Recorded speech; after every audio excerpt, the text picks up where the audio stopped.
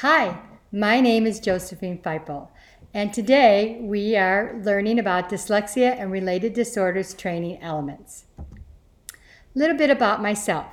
I have 36 years of multifaceted experience and as the education coordinator for a job training facility in Illinois, a regional and statewide lead for transition planning for the Education Service Center Region 11 in Texas, supervisor of special needs in Arizona, and also while I was in Arizona for the past 15 years, I was a special education teacher for self-contained setting, inclusion setting, and resource setting. My teaching focus as a teacher was reading, writing, and math, providing explicit, systematic, evidence-based instruction. The training planning process. I believe that preparing capacity to school communities is essential to preparing students to future opportunities. I understand that the teachers of Region 11 service centers have some needs regarding strategies for dyslexia and related disorders. I would like to learn more about what their need is. So I would like to create a needs assessment survey from my contact list regarding evidence-based instruction components. Those components are phonological awareness, sound symbol association, syllabication, orthography, morphology, syntax, reading comprehension, reading fluency, and the misunderstood dysgraphia. I would use SurveyMonkey, a 5-point Likert scale. The question would be, how confident are you with providing strategies for dysgraphia for students with dyslexia and related disorders? Extremely confident, very confident, somewhat confident, not so confident, and not at all confident. The same question format would be used for each of the components that I just named. Elements of training. Information about the Dyslexia Handbook was updated November 2018. House Bill 1886, amending Texas Education Code 38.003 in 2017 for screening and treatment of dyslexia. Since this information is current, I would like to keep this in the forefront when I provide my training. The agenda for the training would be training materials available at the training room as the guests enter. Greet the guests. While they're coming in, I would like to have warm up with Post-it notes to be placed on a parking lot poster at a later time to be used. This would be their thoughts, ideas, questions regarding dyslexia strategies and for related disorders also.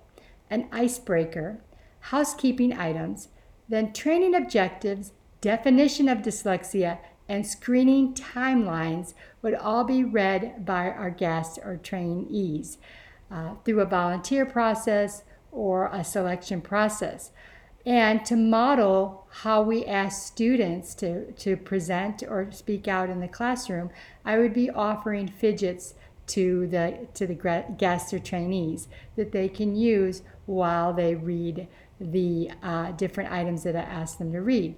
And a fidget may look like this. So it looks like an ordinary strawberry, and then you squeeze it, and now you feel more relaxed and comfortable to speak in front of a group.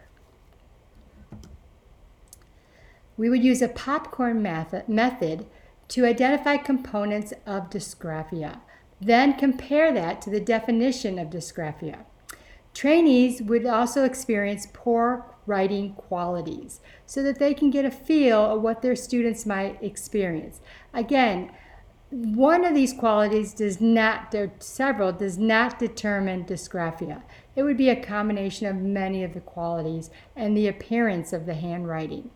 So I would implement a break during this time so the guests have some time, just as students need extra time, to perform that activity and to be able to share, talk to their coworkers, and get their own personal break.